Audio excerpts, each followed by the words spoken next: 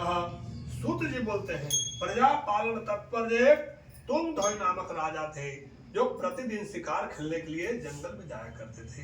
एक दिन तुम ध्वज राजा शिकार खेलते खेलते जब थक गए तो बरगद के पेड़ के नीचे बैठ करके और आराम कर रहे थे।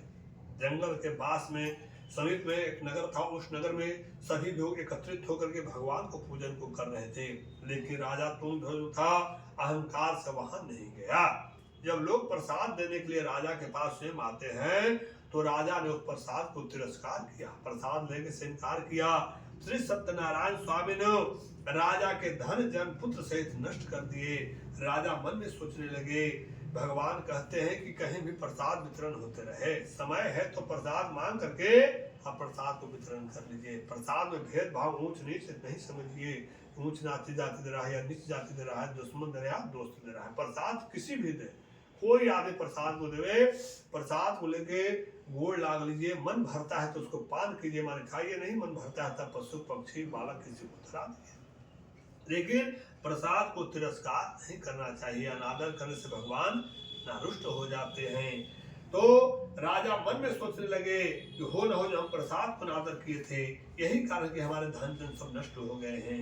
राजा मन विचार करते हैं कि आज हम उसी नगर में चलते हैं और सभी के साथ एकत्रित होकर के आज हम भी भगवान को पूजन करेंगे।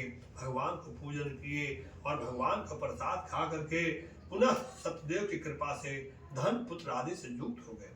इस लोक में सुख पाकर अंत में सत लोक को चले गए।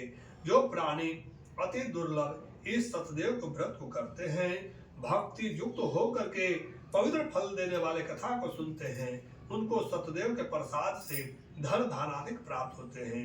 जो दरिद्र हो धन पावे, कैदी हो छूट जाए, भारत भय से छूट जाए, इसमें कोई भी संशय नहीं है। इस पुनित व्रत करने से प्राणी सदा सुख पाकर अंत में सतलोक को जाते हैं। सूत जी कहते हैं कि हे विप्र, मैंने सत्यनारायण का व्रत किया आप लोगों से कहा, जिसको करने से मनुष्य सब दुख से छूटकर विशेषकर सतदेव की पूजा कलिकाल में फल देने वाली है।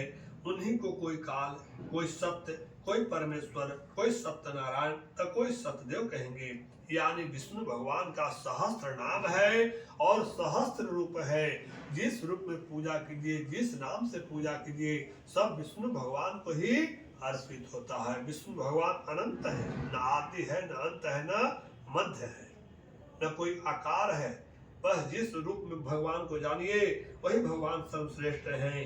हे मुनिश्रेष्ठ, जो प्राणी इस कथा को पढ़ते हैं या सुनते हैं तो उनके संपूर्ण पाप सतदेव के प्रसाद से ही नष्ट हो जाते हैं। पंचामृत मांग के पान कर लिए आपका समूचा फल प्राप्त हो जाएगा, इसमें कोई भी संशय नहीं है।